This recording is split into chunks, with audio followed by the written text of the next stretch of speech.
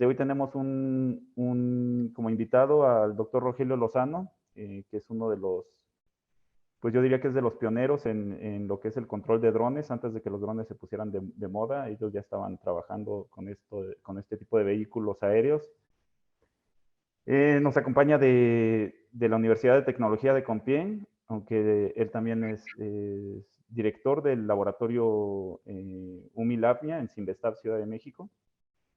Y bueno, les voy a leer brevemente su semblanza. El doctor Rogelio Lozano nació en Monterrey en 1954 y recibió su grado de licenciatura en Ingeniería Eléctrica por el Instituto Politécnico Nacional en 1975, su maestría en Ciencias por parte del Centro de Investigación y de Estudios Avanzados, Cinvestav, en Ingeniería Eléctrica, en 1977, y el grado de doctor en Ciencias en Control Automático por parte del Laboratoire d'Automatique de Grenoble, en Francia, en 1981. Se unió al Departamento de Ingeniería Eléctrica en Cinvestav en 1981, donde trabajó hasta 1989, y donde fue jefe de la sección de control automático desde el 85 hasta el 87. Ha sostenido posiciones de profesor visitante en la Universidad de Newcastle, en Australia, del 83 al 84, en el laboratorio de la NASA del Langley Research Center, en 1987 al 88, y en el laboratorio de Automatique de Grenoble, en Francia, del 89 al 1990.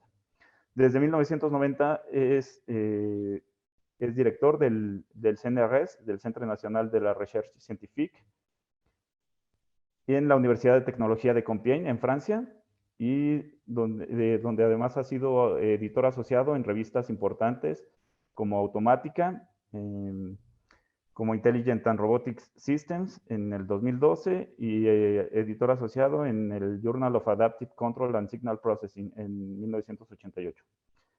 Ha coordinado en el pasado numerosos proyectos en Francia, sobre todo con respecto a vehículos aéreos no tripulados, y recientemente ha organizado 2 conferencias internacionales sobre vehículos aéreos no tripulados, como es el Red UAS en el 2013, o el Red UAS en el 2015.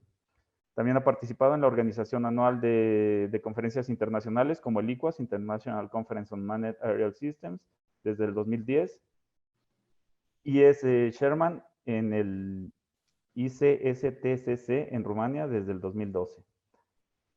Ha sido también cabeza del laboratorio UDIASIC en la Universidad de Tecnología en Compiègne del 95 al 2007, y desde el 2008 es cabeza del laboratorio franco-mexicano UMI del CNRS en Cinvestav, Zacatenco, Ciudad de México. Sus áreas de experiencia incluyen vehículos aéreos no tripulados, submarinos a escala, exoesqueletos y control automático. Y ha sido supervisor y cosupervisor de más de 35 tesis de doctorado y publicado más de 130 artículos de revistas internacionales y 10 libros. Pues es un honor para nosotros tener aquí a Rogelio Lozano. Muchas gracias y le cedo la palabra. Muchas gracias. Espero que no se hayan aburrido de todo lo que contó Diego. Muchas gracias, Diego, por la invitación. Bueno, sí, me da mucho gusto que me invites, Diego, es trabajo, claro, pero bueno, lo hago con gusto. Mira, dado que estoy trabajando con varios alumnos, sobre todo en el Cinvestav, lo que me pareció más prudente es que les pedí a varios alumnos que me dieran un resumen de su trabajo, y así se los presento rápidamente, y ustedes ya irán viendo, también tendrán un panorama de lo que se hace, al menos en robótica, en la UMI. La UMI la creamos en 2008 y digamos, pues ya tiene 13 años, o más de 13 años. Y era un convenio entre el CNRS de Francia y Cinvestav, y hace tiempo nos ayudaba CONACYT, cuando CONACYT ayudaba. Y ese convenio de colaboración terminó en diciembre del año pasado. Estamos tratando de renovar, hacer otros contactos. De cualquier manera, bueno, con esto de la pandemia yo fui a México en noviembre y he estado cuidándome un poco, es decir, tratando de no moverme mucho, pero ya próximamente esperemos que podamos volver a regresar a México por periodos largos de 1 o 2 meses y así. Entonces, bueno, ya y estamos tratando de hacer otros convenios a ver qué sucede, pero digamos que yo mantengo, o sea, sigo siendo el director de esta unidad mixta internacional en el CIMBESTAB, que se sigue llamando igual, aunque digamos que la aportación del CNRS ya ahorita por lo pronto no es tal. La aportación del UTC sí, tenemos un convenio de colaboración, etcétera. Eso sigue. Y tenemos algunas tesis en codirección. Bueno, tenemos una tesis en codirección entre CIMBESTAB y el UTC.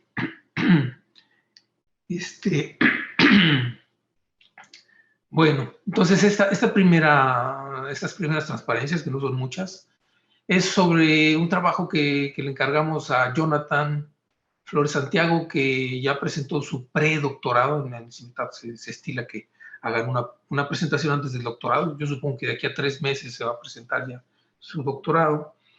Y entonces, SANAS es el programa de doctorado que iniciamos ahí en el CIMBESTAB. Es Sistemas Autónomos de Navegación Aérea y Submarina. No, aérea y submarina, sí, es eso, sí. O sea, empezamos con drones, o sea, sobre todo cuadrirotores y mini submarinos, y después agregamos algunas cosas de exoesqueletos, o sea, ayudas para las personas que requieren ayuda en las piernas, en los brazos, principalmente. Aunque, bueno, es un tema nuevo, interesante, pero difícil. Pero, bueno, se han hecho algunas cositas. Ahorita no les presento nada de eso. Les voy a presentar algo sobre un mini submarino y varias cosas sobre drones. Entonces, una de las cosas, esta persona, Jonathan, es un estudiante que tiene ciertas aptitudes para desarrollar prototipos. Entonces, se nos ocurrió pedirle que, ¿cómo se pasa? Ok. Sí, o sea, una cosa que le decía yo a Jonathan era la siguiente.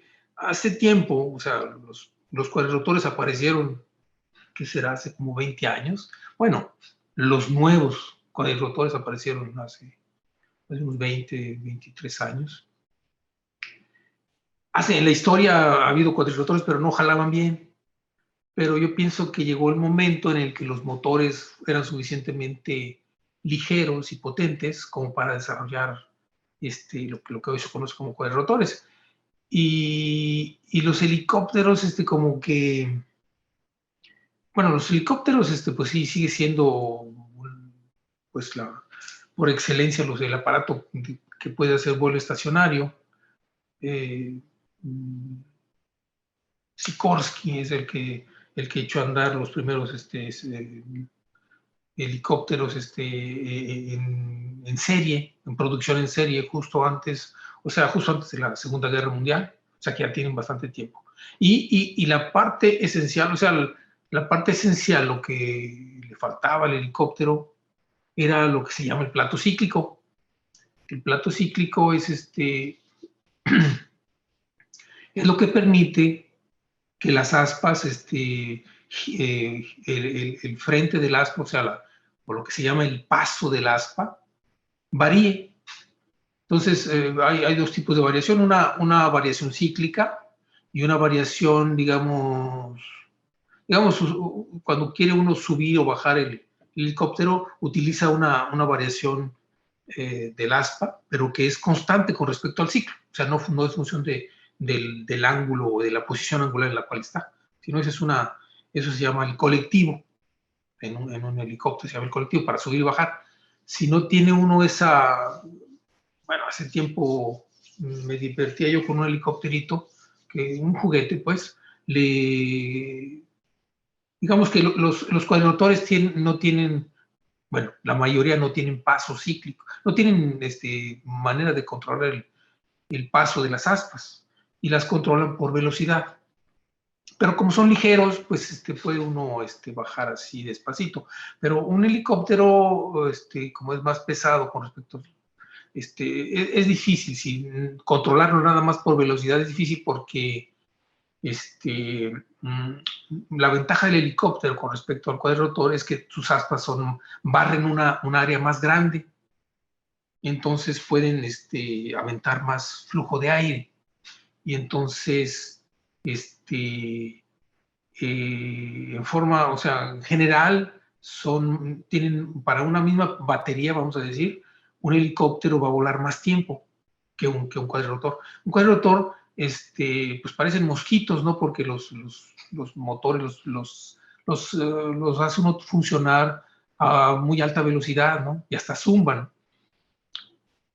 Pero no son tan eficientes, aunque bueno, según pueden hacer cuadrirotores más o menos eficientes, pero en general no son tan eficientes como un helicóptero. Y una de las preguntas que uno puede hacerse es la siguiente. Entonces, ¿por qué diablos desde hace 20 años hay tantos cuadrirotores? Y bueno, la respuesta es que los cuadrirotores, a pesar de que no son tan eficientes y que hay que estarles cargando la batería muy seguido, tienen una ventaja sobre el helicóptero. Son muy simples mecánicamente, ¿de acuerdo? Y eso, o sea, eso ha hecho que la investigación con los cuadrirotores se pueda hacer más rápidamente, en forma más económica. Porque si uno va y compra un helicóptero, o sea, con su rotor grande, etcétera, su plato cíclico, su rotor de cola, para comenzar, empezar a aprender a pilotear un helicóptero, aunque sea de juguete, pues toma más tiempo. Y cuando llega a suceder un accidente, pues el problema es que se está uno ahí para componer uno de estos. A veces tiene uno que pedir piezas. Muchas veces lo primero que pega es el rotor, pega en donde quieran, en algún mueble, en el suelo. Entonces, ¿qué sucede? Pues que el plato cíclico que tiene abajito del rotor, pues se truenan todas las uniones con los 2 o 3 conexiones que tiene con servomecanismos, las truenan. El eje principal que va desde arriba del rotor hasta abajo, donde están los engranes, se tuerce. El rotor de cola también se rompe, o sea, son varias cosas que se rompen. Y pues desde pedir piezas hasta reemplazar todo eso, se toma uno una semana fácil.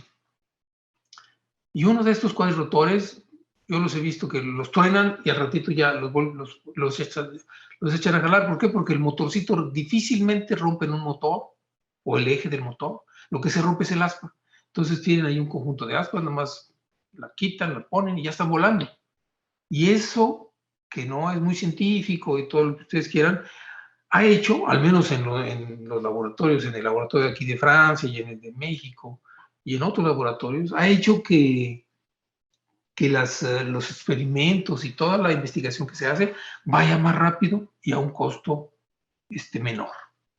Entonces no hay que despreciar esta parte de que la complejidad mecánica del helicóptero ha hecho pues que no se en los laboratorios así de control no se investigue tanto. Entonces, perdón por ser tan largo, entonces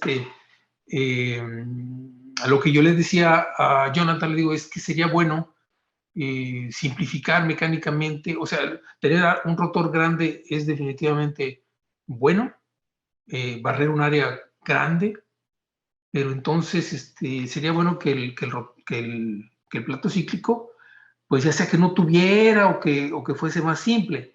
Entonces, déjenme ir avanzando, porque si no, entonces,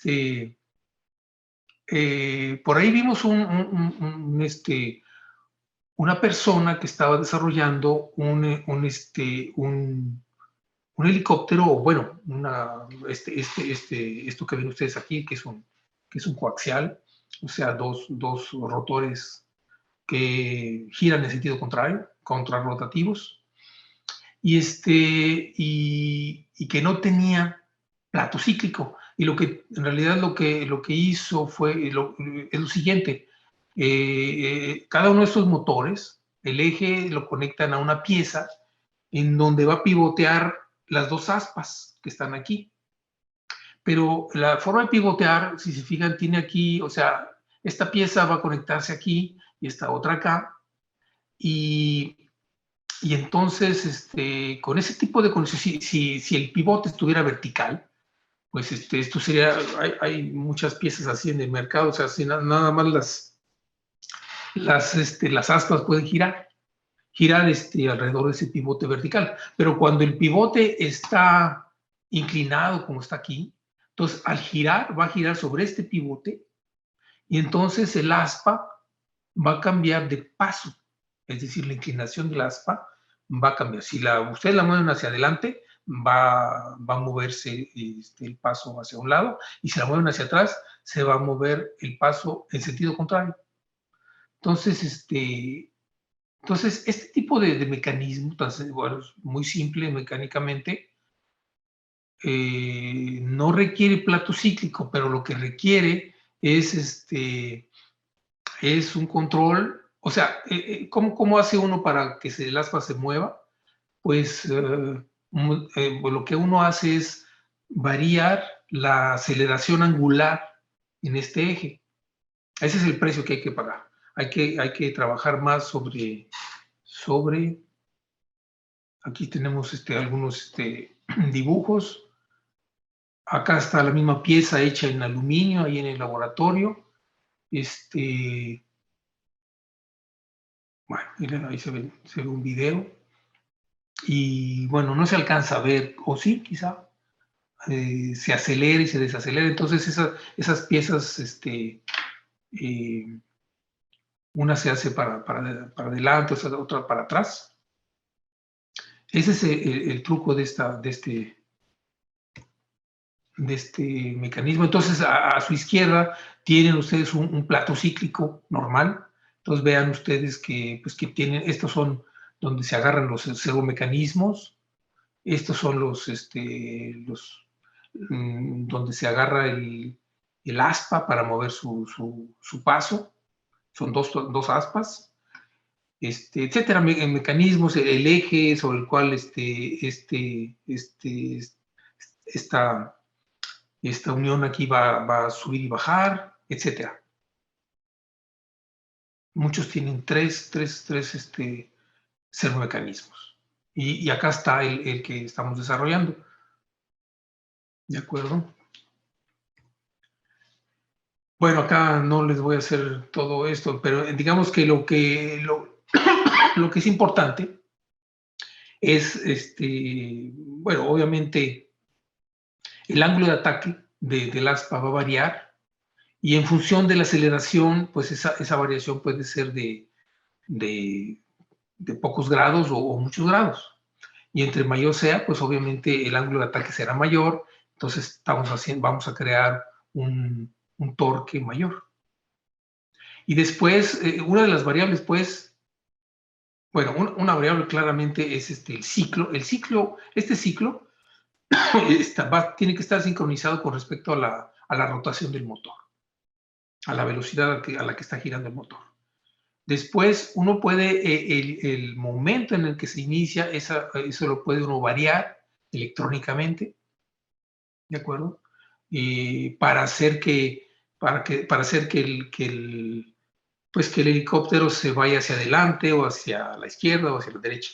Entonces se puede mover el momento inicial en el cual empieza a hacer la aceleración. O sea, tienen que acelerar en un momento y decelerar en otro momento y llegar al mismo punto, ¿de acuerdo? O llegar a la misma velocidad a la cual estaba trabajando ya el rotor.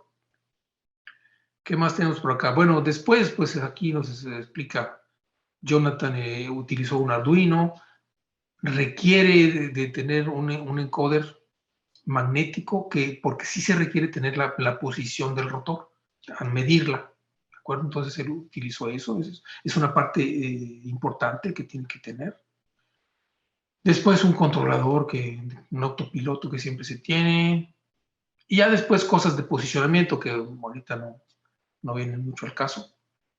Entonces controla, viene ese control de aceleración para ¿qué más les puedo decir? Bueno, platica un poquito del efecto de cómo está midiendo la posición angular del rotor, pero bueno, no creo que tenga mucho caso ahorita. Después ya, si quieren, ya le puede hacer más modelos de esto, pero prefiero, si a lo mejor dejar tiempo para preguntas, y déjenme ver si tengo aquí, vamos a ver, aquí está un video de cómo le quedó. Eso obviamente se los tomó un buen rato en hacerlo funcionar.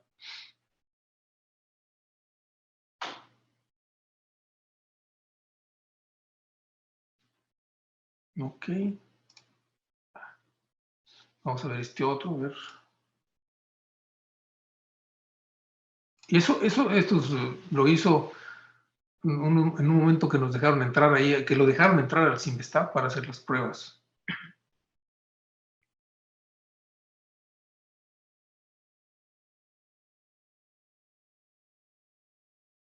Todavía le falta un poco de control, pero bueno. Entonces vean, y también pude percatarme de que porque no sabía manejar helicópteros, pero bueno, pude percatarme que lo estrelló varias veces y efectivamente a las horas ya lo tenía reparado. Entonces dice uno, ok, esa era la parte interesante de esta cosa, pues que lo puedes reparar rápido.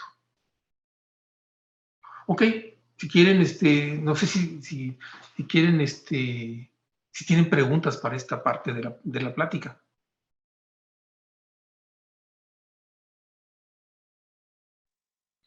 ¿Diego? Diego, Sí.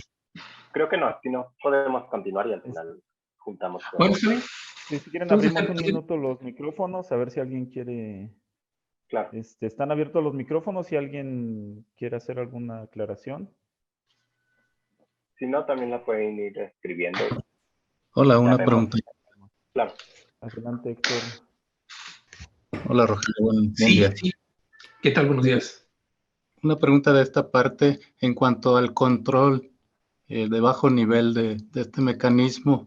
¿Se facilita respecto a los normales o cuál es tu opinión?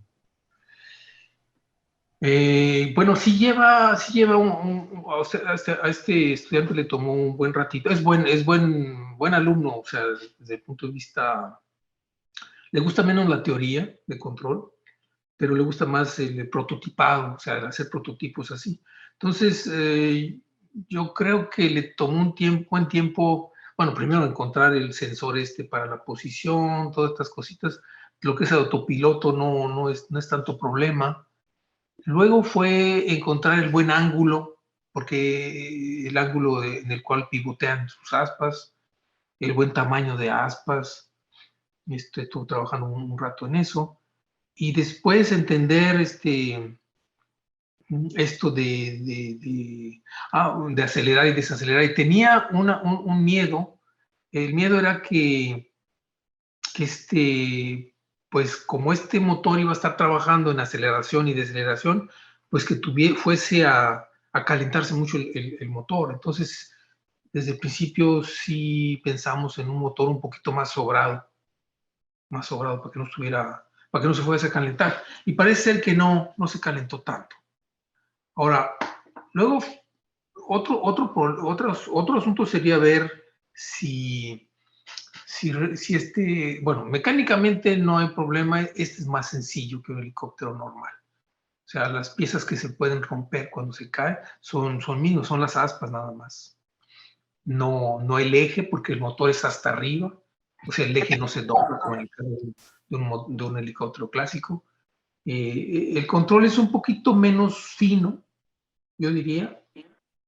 Un helicóptero es sí más bonito, más fino, pero cuando se te rompe, a veces quieres ya no quieres continuar. Entonces sí se desmoraliza uno mucho con un helicóptero clásico. Y de este es casi como un quadri en el sentido que es mecánicamente sencillo. O sea, no se va a romper la ley de control que es virtual, que es un plato cíclico virtual. No se va a romper esa. Entonces vuelven a comenzar. Entonces, una vez que tiene uno ahora, no sé qué tanto, lo que no sabemos es si esto se puede escalar, si se pueden hacer más grandes, si salga, digamos, porque sí se requiere energía para estar moviendo las aspas, para estar haciendo la aceleración, deceleración. Entonces, pues sí, ese es el precio a pagar. Pero bueno, al menos, pues es un intento de innovación. Ok, está interesante, muchas gracias. Bueno, empiezo otro. Ok, déjame ver. Con la presentación y al último seguimos con las preguntas. Sí, déjame ver cuál. Y bueno, un comentario breve, pues lo interesante es que pues todavía se pueden hacer cosas a bajo nivel, ¿no? Buscando innovar, ¿no? En los mecanismos. Sí, ese es quizá el mensaje de esta plática que vamos a ver, pues no sé, monitoreo. Bueno, si quieren se los voy a presentar, pero lo voy a hacer rápido porque, pues yo, ahora, ya que hay gente que trabaja en imágenes, les voy a presentar esto, pero lo voy a hacer rápido porque Diego sabe que yo no soy un experto en tratamiento de imágenes. Pero bueno, este hombre, Donovan, acaba de terminar su tesis, entonces él trabajó en el monitoreo, seguimiento de un camino con un cuadrirotor para, ¿cómo se llama? Para checar el cultivo de agave. Entonces eso porque un agricultor le decía que el agave, pues, toma mucho tiempo en crecer, son muchos años, y de repente, cuando ya que está empezando a tener ya que va a producir, a veces se lo roban. Entonces, pues estábamos viendo, a ver, y a veces quitan el agave y le ponen uno más chico, en fin, todo tipo de barbaridades, perdón. Entonces, nos pareció que estaba justificado, ¿no? Y de cómo hacer un chequeo, una verificación rápida usando un cuatrirotor. Entonces, este hombre, Donovan, empezó a hacer varias cosas para hacer pues el cuidado automático de plantas de agave. Entonces, empezó, pues mucho de lo que hizo fue cosas de visión. Entonces utilizó, una de las, no voy a saber qué, aquí está escrito, pero bueno, decía, quiso segmentación, detección del centro del agave, y luego conteo de las plantas, utilizando redes neuronales. En fin, hizo todo eso. Hay un artículo que se publicó por ahí en una revista que se llama Drones, cuestión de enviarnos un correo y si les interesa, se los mandamos. Bueno, todas esas palabras seguramente los que trabajan en imágenes las conocen: realización del color, tratamiento morfológico, ventaneo del color. Aquí son varias fotos que se hizo con una cosa que se llama ortomosaico. Luego les empezó a ver dónde estaban las plantas que estaban siendo detectadas. Y luego trabajó un buen rato en diferenciar las zonas donde hay una planta, donde hay un agave, y zonas en donde más bien hay tierra. Y luego también con un, pues tratar de detectar los surcos. También era una parte de, utilizando también otros instrumentos como un láser, un aparato de láser. Y después otros métodos para detectar cuál es el centro del agave, tratando de, bueno, pues lo que él decía es que no se habían utilizado estos métodos en particular. O sea, sí se han utilizado para plantas, pero no para los agaves. Entonces, los agaves tienen una forma muy particular, que tienen pues las pencas, que son en forma ya saben, de puntas, que parten de un centro. Entonces, esa forma pues la tuvo que estudiar para decir qué es un centro y dónde se intersectan las líneas que se detectan, etcétera, etcétera. O sea, este trabajo fue más de visión que de otra cosa. Entonces, bueno, les presento las fotos, en fin. Y llegó hasta a tener bueno, por ejemplo, yo sé que hay otros métodos. Él utilizó un clasificador de tipo HAR, y me acuerdo que tuvimos muchos problemas en la publicación porque nos pedían otro tipo de clasificadores, como el de YOLO, que resulta que nuestro estudiante no lo conocía. Y bueno, total que hicimos una comparación del método propuesto con respecto al HAR, etcétera. Eso es lo que hizo este hombre. Bueno, nomás eso les quería presentar. O sea, este trabajo fue más... Y él también desarrolló un cuadrirrotor específico para poder cargar la cámara que se necesitaba, etcétera, varios instrumentos que se requerían, el GPS, etcétera. Entonces, la gente que esté interesada nos puede pedir una copia del artículo. ¿Qué más les puedo decir? Bueno, por ejemplo, este otro es, bueno, me estabas hablando de Adrián. Adrián trabajó mucho, o sea, trabajaron en paralelo estos dos jóvenes, Miguel y Adrián, en el desarrollo de un mini... Una vez que trabaja uno pues en la parte de control de un cuadrirotor, se da uno cuenta que hay cosas parecidas con un mini submarino, a diferencia que son más lentos y que pues, se tiene uno que preocupar porque todo esté bien sellado y que no le entre el agua, pero la parte de control se parece, nada más, hasta es más tranquila en un submarino. Y tienen rangos, obviamente, aplicaciones muy diferentes. Entonces, estos dos estudiantes, en particular Miguel y Adrián, pues trabajaron mucho en por ejemplo, se compraron algunos al principio, algunos mini submarinos, pero muchos otros como lo desarrollaron esos alumnos. No les voy a detallar todos los modelos matemáticos que muchos están basados en un autor de Noruega que se llama Fossen.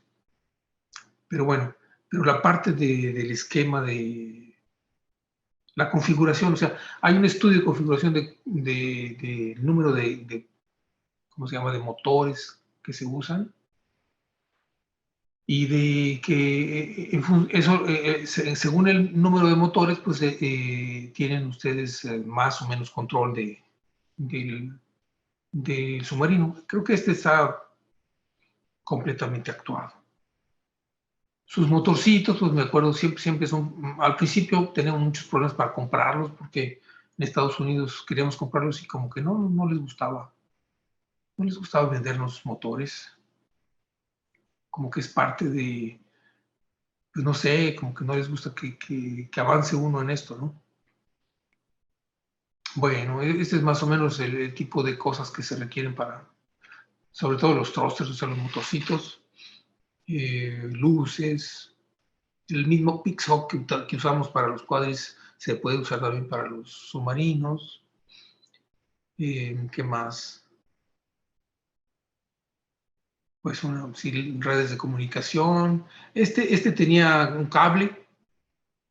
A veces puede no trabajar sin cable, pero bueno. Cámaras, etcétera. Y son cosas típicas. Estas son fotos del aparato que desarrollaron ahí en la uni. Una buena parte del trabajo son los famosos O-rings, que son estos sellos que vienen sellos que vienen por varios lados. Tiene uno que ponerle unos sellos especiales con o sea, digamos que, vamos, muchos de ustedes, o sea, el O-ring es un sello especial que hagan de cuenta que, vamos, si va uno a ponerle una tapa, es una tapa así a una parte redonda, uno puede decir, pues le pongo un hule ahí y ya con eso. Pero, bueno, obviamente con eso van a lograr tapar un poco que no entre el agua, pero si quiere uno todavía más, vamos, que resista más presión, entonces tiene uno que grabar, hacer un surco al lugar donde va a venir la tapa, tanto del lado de la tapa como del lado del envase, y luego ponerle ahí ya no es una junta plana, sino es como una cosa redonda, circular, pero de sección redonda. Y entonces pone uno la tapa y ya la puede uno atorar, bueno, amarrar asegurar con tornillos. Entonces a los tornillos, cuando los va uno apretando, lo que hacen es, en esos dos surcos que tiene la tapa y el envase, pues ahí está la junta, y entonces como que la aprieta uno más, se permite que la apriete uno más. Entonces eso permite poder ir a profundidades más grandes. Y si quiere uno todavía ir más allá, pues tiene uno que poner dos de esas juntas que se llaman O-rings o anillos en O. Puede poner uno, 2, 3, 4, 5, no sé, para ir más allá. Otros, bueno, a lo más me decían que puede uno ir a 100 metros, pero obviamente nunca tuve la oportunidad de ir tan profundo. ¿De acuerdo? No sé si tengamos, ¿qué me dio este hombre? Bueno, ahí hay luego otras cosas para localizarse. Lo hacíamos, compramos una piscina inflable y esas fotos las tomaron ahí. ¿Qué más podemos? También estas son fotos no sé, yo creo que un día andaban también en seguimiento de trayectorias, también se hacen. Estas son publicaciones del grupo. ¿Qué más puedo decir de esto? Hay un video por ahí, déjame sacarlo.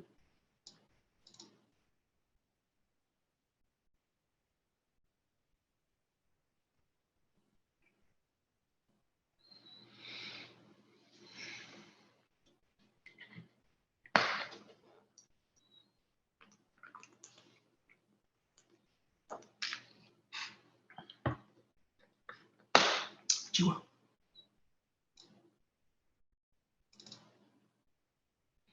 No se quiso abrir.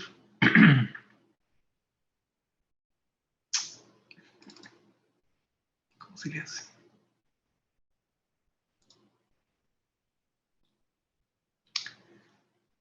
No sé por qué no se quiere abrir.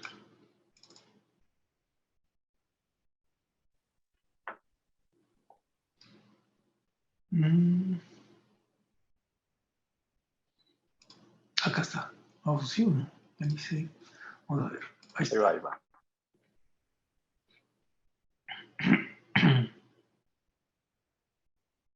Bueno, les muestra cómo se armó todas las piezas que tiene, en fin.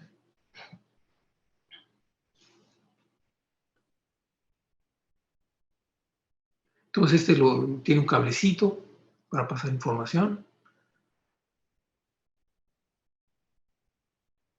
Antes íbamos a una piscina, pero con esto, no sé, nos quitaron el permiso para ir a la piscina, entonces nos compramos una alberquita chiquita.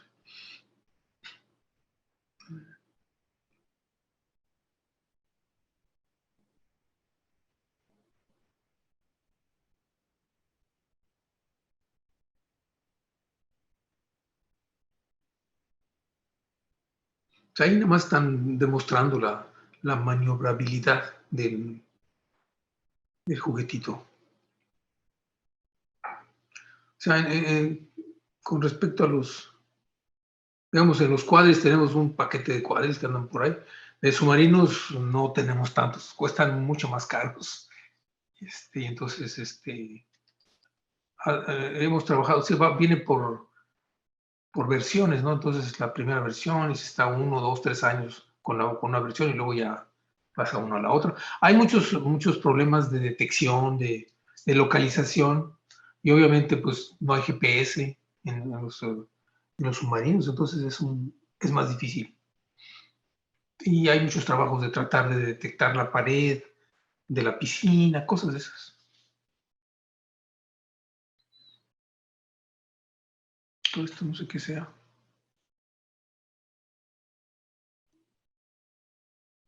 O quizás también, no sé.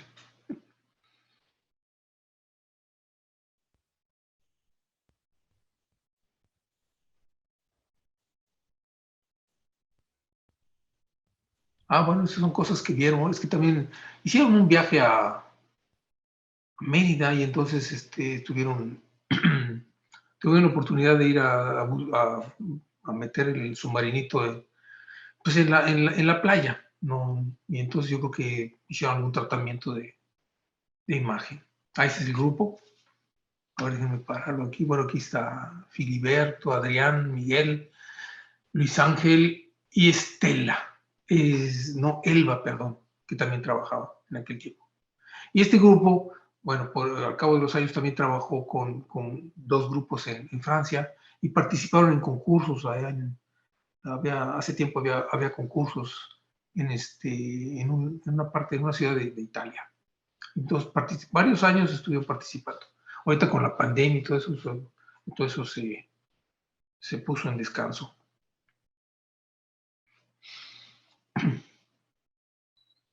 Bueno, pues no sé, Diego, no sé cómo ves la cosa, si por aquí le paramos. Sí, yo creo que dejamos unos minutos para preguntas. Preguntas. Bueno, esa última parte, al parecer, lo que están haciendo es como reconstrucción de ambientes debajo del agua. Por ahí me habían comentado. O sea, sí hay varios trabajos que se han hecho, sobre todo, por ejemplo, para localizarse con respecto a una pared o cosas así. Entonces ponen sensores, entonces empiezan a desarrollar cosas de localización, que es una cosa muy difícil en el agua. Es muy, muy difícil. Pero todo viene. Claro. Hay otras gentes que tratan que ponen, por ejemplo, un barco, y entonces el barco empieza a emitir señales. El barco sí se puede localizar con respecto al GPS y envías ciertas señales, y entonces luego hay trabajos para tratar de localizarse, un submarino que se localice con respecto a ese barco. Cosas así. Pero bueno, también pues, mucho han hecho. ¿Sí? No, nada más invitarlos, pueden abrir sus micrófonos si alguien tiene alguna pregunta. Pero continúa, Roger. Sí, decía que se desarrollaron muchas cosas más. Algunas gentes que trabajaron en estos problemas ahora se pasaron al área de vehículos inteligentes. Tenemos una alumna por ahí que empezó con asuntos de localización, y entonces trabajaba mucho con señales, y ahora está haciendo una tesis en asuntos de vehículos inteligentes, es decir, coches que se van siguiendo y luego un coche pasa, por ejemplo, por un crucero y ve no sé, algo que le llama la atención, por ejemplo, ve la posición del semáforo, por ejemplo, y luego ve la posición con respecto a sí mismo y continúa, ¿no? Entonces los otros coches pueden hacer lo mismo y entonces ver el semáforo y localizarse con respecto al semáforo, y entonces empiezan y comunicarse con el coche, y entonces eso puede redundar en mejorar la localización pues de los propios vehículos o del semáforo con respecto a cada vehículo. O sea, el hecho de ver un mismo, digamos, objeto con diferentes vehículos, con diferentes cámaras, que están supuestamente localizados, con GPS, lo que sea, puede permitir mejorar la medición de las posiciones poco a poco. O sea, pasa uno, pasa el otro, le pasa la información, entonces eso puede hacer que se mejore la calidad de la localización. Y esta persona, esta muchacha, antes trabajaba en esto de localización abajo del agua.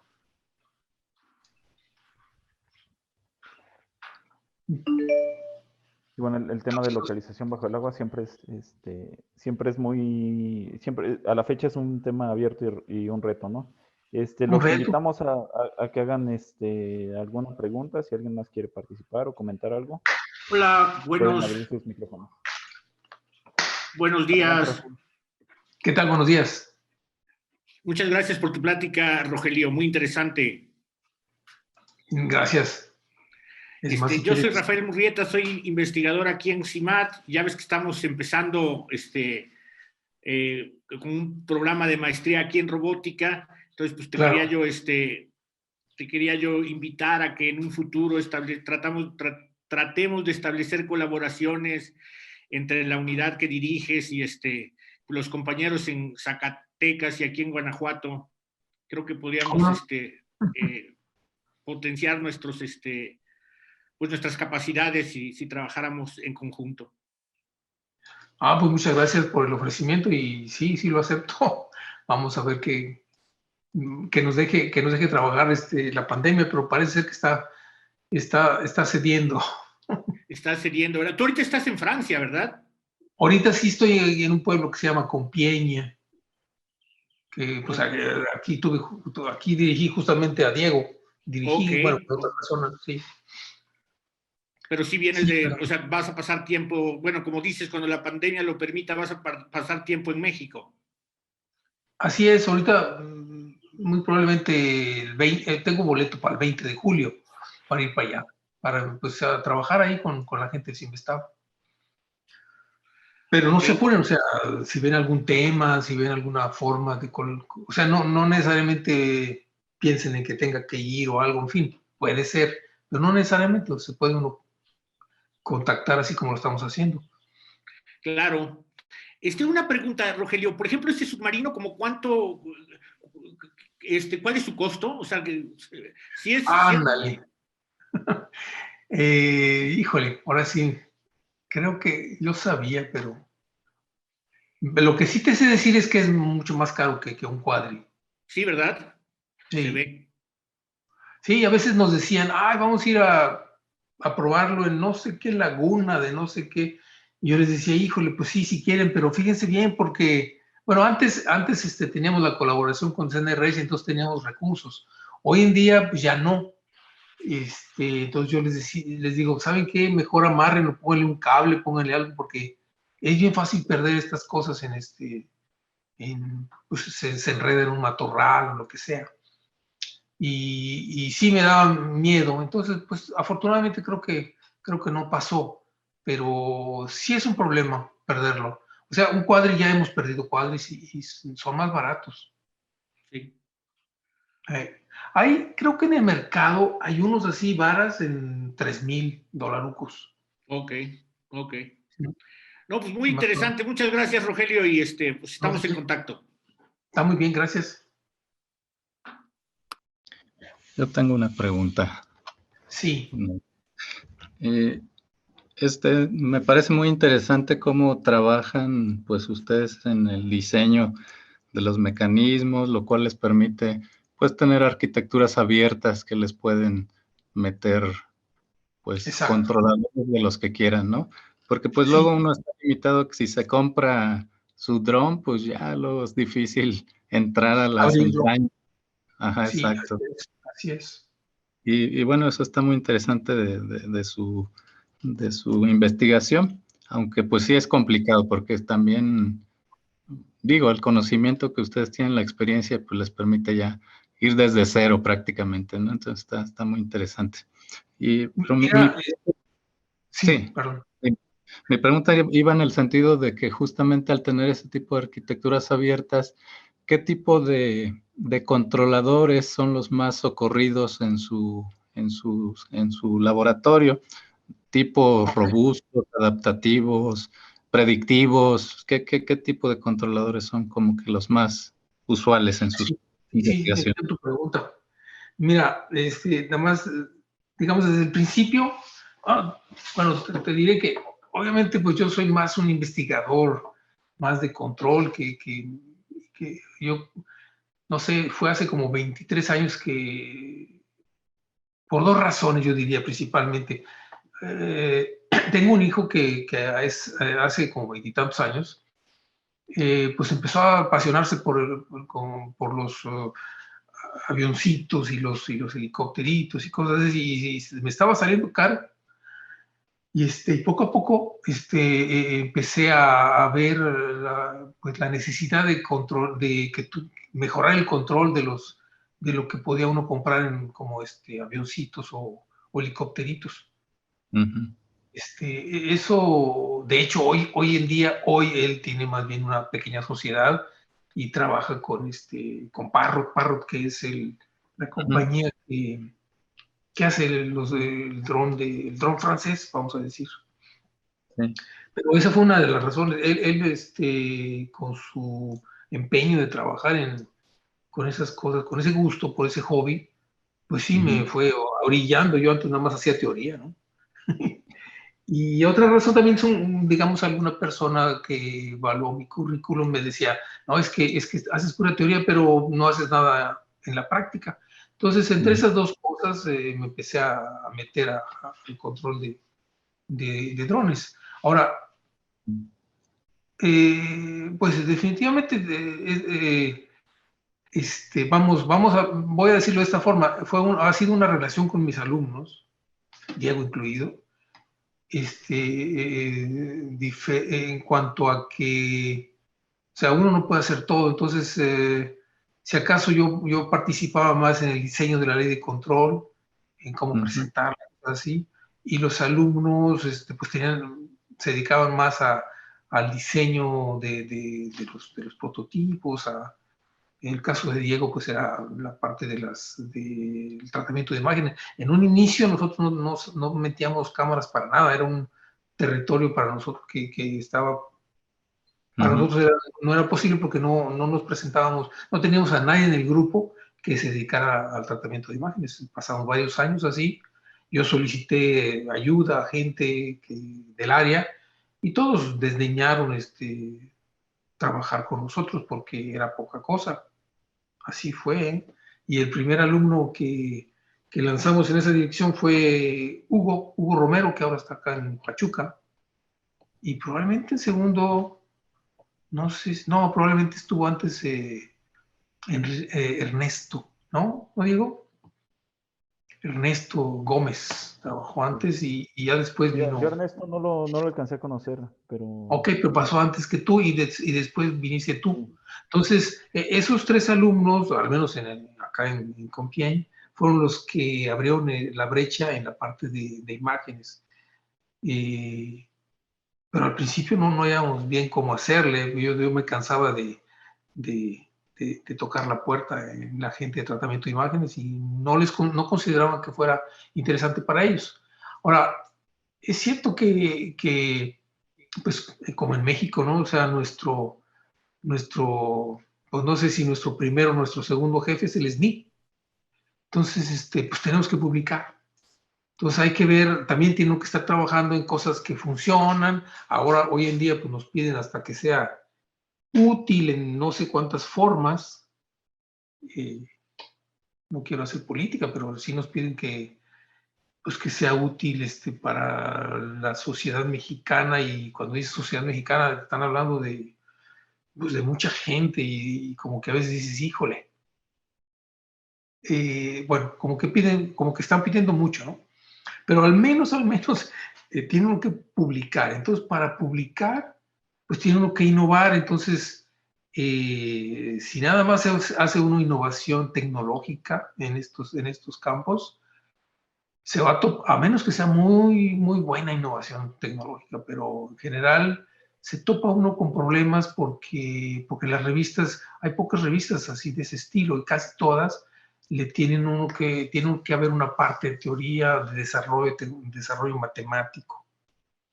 Entonces hay que estar muy abusados de esa parte. Ahora, en la pregunta también venía lo de que los aparatos estén abiertos, es decir, sí, sufrimos mucho de eso. Compramos muchos aparatos que les tuvimos que quitar el control porque no nos servía, porque ya estaba ya todo hecho, ¿no? Entonces, ¿qué íbamos a hacer nosotros? Entonces, sí, andábamos siempre buscando, ya sea hacer completamente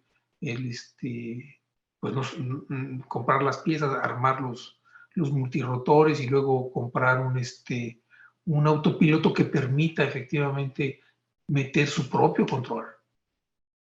Y no respondió todavía la pregunta, pero bueno, esos eran problemas. Esos eran problemas en cuanto a que lo que compramos de repente mal, aparatos que luego no usamos porque ya venían todos controladitos y entonces, ¿qué publica uno? Entonces, de repente, pues yo me acuerdo, Intel sacó de repente una serie de cuadrirotores que con buena potencia, o sea, de repente aparecen oportunidades. Y luego apareció este autopiloto, ya se me olvidó el nombre, Diego, ¿cómo se llama?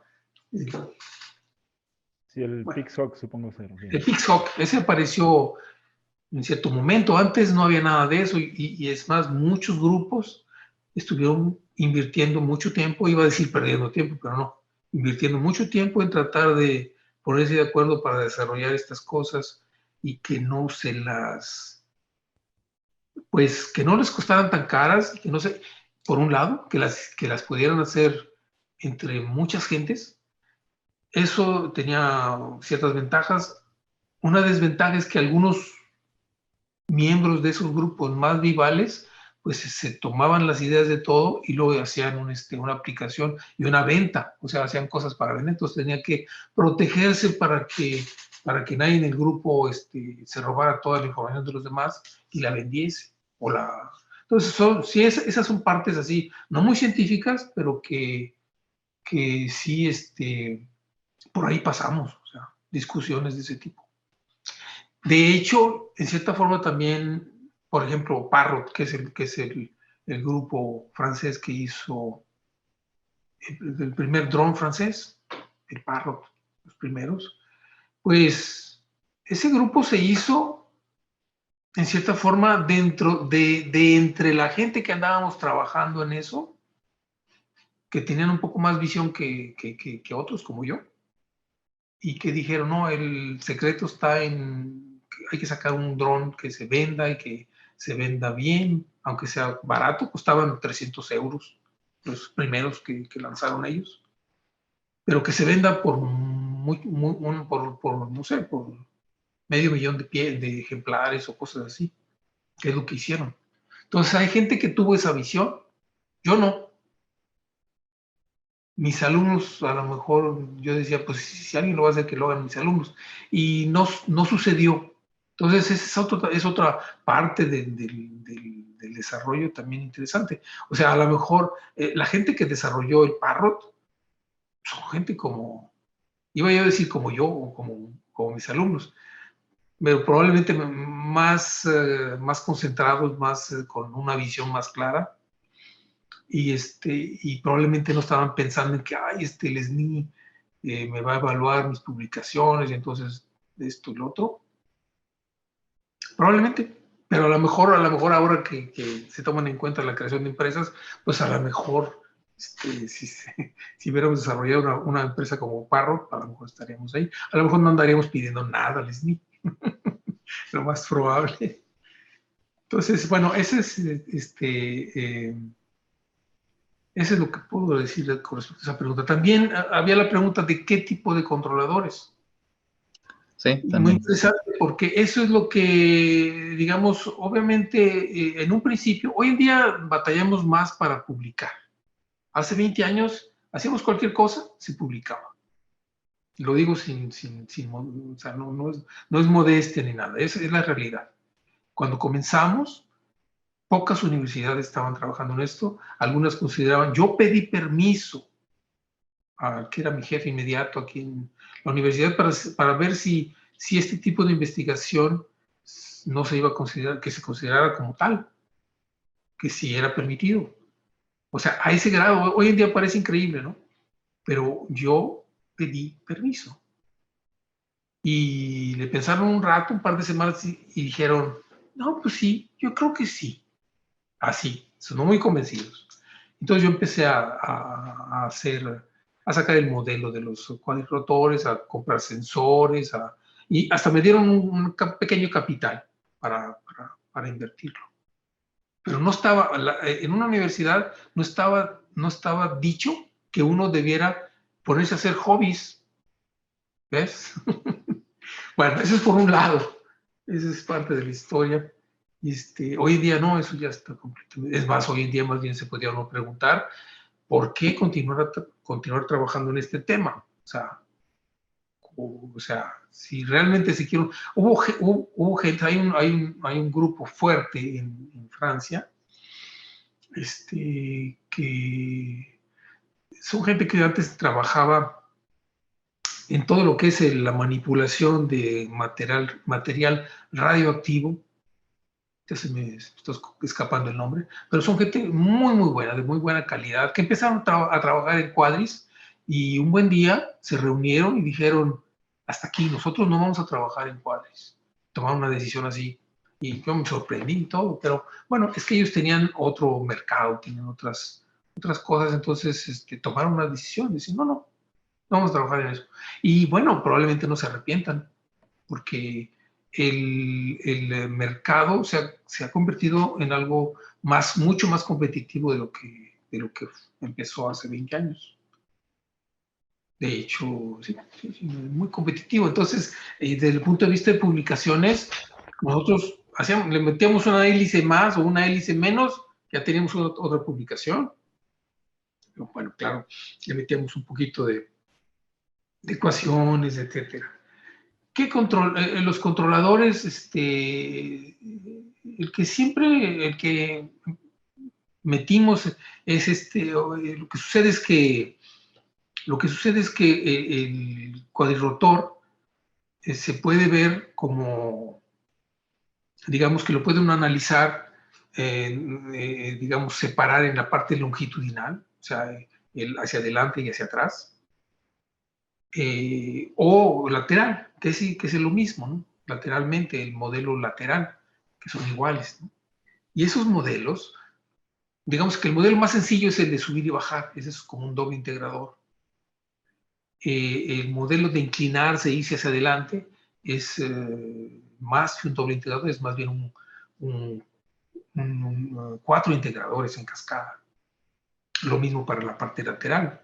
Y luego viene el yaw o guiñada, que son como dos integradores también. Entonces, como viéndolo desde ese punto de vista, hace mucho tiempo apareció un artículo de un investigador de Estados Unidos, de Santa Bárbara, que se llama Andy Thiel, en donde él presentaba un algoritmo de saturaciones anidadas para resolver el problema de control ¿cómo se llama?, de integradores en cascada, para los cuales la entrada tenía una cota predefinida. Y entonces pues a mí me pareció interesante y que se parecía a lo que estábamos teniendo. Entonces, empezamos a trabajar con ese tipo de leyes de control. Pero bueno, ya después, vamos, mucha gente lo que quería era pues mostrar las habilidades de las leyes de control que estaban ¿cómo se llama? Promoviendo, y las promovían a través de un cuadri. O sea, el cuadri era el pretexto. Si no era un cuadri, era un mini, o era mini submarino, u otra cosa, ¿no? No era tan importante el cuadri. Más bien lo que querían era vender un tipo de ley de control. Entonces, nosotros no cambiamos mucho esas leyes de control. Lo que sí sucedió es que, digamos, el cuadrirotor está muy ligado a lo que se llama el modelo PIVTOL, el modelo de Planar Vertical Takeoff and Landing, o sea, el vuelo vertical sobre el plano de un sistema compuesto de dos motorcitos. Ese es el famoso PIVTOL. Entonces, el control de un PIVTOL, ha habido muchos controles, pero ya controles realmente que estabilicen en forma global y que nos ese tipo de sistemas, que son sistemas subactuados, digamos, que tienen dos motores, pero que se mueven en 3 dimensiones, en un plano de 2 dimensiones, más un giro. Entonces, no hay tantos controles que lo hagan, que controlen bien todo eso. Entonces, es decir que hemos desarrollado varios algoritmos para probar estabilidad de estos controladores. Últimamente, por ejemplo, hice un artículo para demostrar que uno de estos, que un controlador ¿cómo se llama?, de saturaciones anidadas puede estabilizar globalmente a un PIVTOL. Es un artículo que acaban de aceptar en el IJC. Hace, no sé, hace como un mes. Tardó mucho tiempo, porque es largo el condenado. El algoritmo de control es muy sencillo, pero la demostración es muy larga. Y por el contrario, existen no muchas otras leyes de control, yo diría otra o otras dos, leyes de control muy complicadas, y bueno, y también con una ley, con una prueba de estabilidad también muy larga. Entonces, es un artículo que va a salir, no sé cuándo, en el International Journal of Control. Entonces, hemos trabajado con ese control, pero bueno, ya hemos desarrollado otros controladores. En cierta forma, la publicación en este tipo de cosas a veces viene de eso, de tratar de ver esto como una especie pues de planta particular, no lineal, y luego desarrollarle diferentes algoritmos de control pues que exploten, que puedan controlar este tipo de plantas. Muy bien. Muchas gracias por tu experiencia, Rogelio. No, pues por nada. Es un placer. Bueno, esperemos que de algo les sirva todo eso. No, creo que ya nos extendimos un poquito. Si me permiten un breve comentario, nada más para cerrar la pregunta de Héctor, de lo último que he visto que han estado aplicando en el grupo de Rogelio. Me parece que han estado usando control por modos deslizantes, algo ahí de predictivo y algo ahí bueno, Rogelio es experto en control adaptable. Por ahí Perla tiene arriba la mano. Si tienes una pregunta breve, Perla, si no, pues no sé si Rogelio nos quiera dejar su correo para que lo puedan contactar. Como guste, claro, claro. No sé si tengas tiempo, Rogelio, de responder una última pregunta. Sí. Lo dejamos a tu criterio. Sí. Adelante, Perla, si quieres hacer tu pregunta. Sí, muchísimas gracias. Es un comentario muy breve. Nosotros agradezco este foro.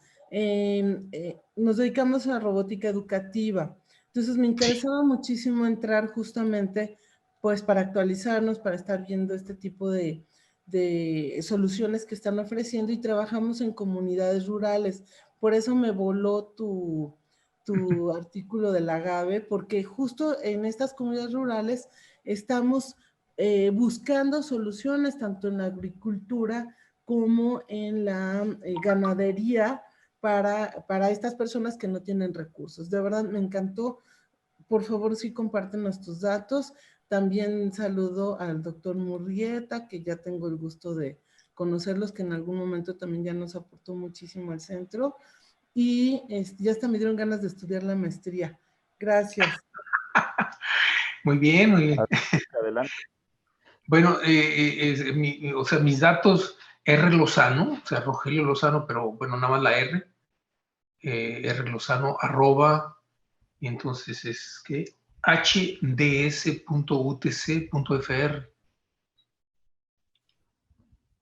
hds.utc.fr. Bueno, se los dejamos ahí en el chat para quien guste contactar a Rogelio. Muchas gracias, Sí. Rogelio, por la, Y lo por que... la breve reseña histórica, ¿no? Pues sí, me fui de más. Bueno, Perla, claro que me interesa mucho lo que comentaste, sobre todo que no sé si te dijeron, pero nosotros nos evalúa en el SNI nos evalúan, pues sí, la implicación en la comunidad. Entonces todo lo que estás diciendo es muy importante. Sí, muchas gracias. Estamos en contacto. ¿Está bien?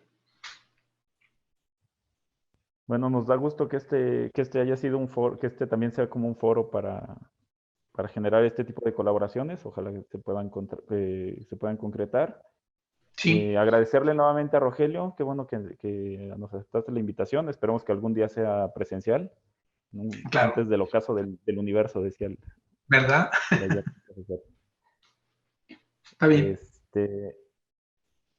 Pues si te parece, Rogelio, cerramos aquí el ciclo. Sí. Cualquiera, ahí está tu correo si alguien te quiere contactar. Sí, encantado. También invitarte y a tu grupo a colaborar más con CIMAT. Hay expertos también de la parte de visión. Si necesitan apoyo en esa parte, en Guanajuato hay varios colegas que se dedican a esa parte. También hay gente que hace planificación de movimiento, que yo sé que también les interesa. Y bueno, agradecerles a todos su presencia, reiterarles la invitación a participar en la convocatoria de admisión de la maestría en robótica que estamos abriendo en Zacatecas. Si conocen algún interesado, son bienvenidos. Aquí tenemos el flyer de la convocatoria. Los invitamos a revisar nuestras páginas. Claro que sí, claro que sí. Se los compartimos y pues también si hay posibilidad de colaboraciones, excelente. Hugo, no sé si tengas por ahí el registro, la liga del registro, por si alguien quiere registrarse y recibir información, que pueda hacerlo. Y finalmente invitarlos. Mañana tenemos otra plática. Mañana me parece que tenemos a Seth Hutchinson, que es presidente de la RAS, de la Robot Automation Society. Entonces, pues invitarlos a participar. Mañana es tenemos a Seth Hutchinson, martes a las 12 p.m. Entonces, están invitados, ya saben, es gratis, es abierto. Si conocen gente que pueda estar interesado, también Rogelio, si quieren invitar al grupo de la UMI o de la UTC, pues son bienvenidos. Y bueno, creo que sería todo. Muy bien, Diego.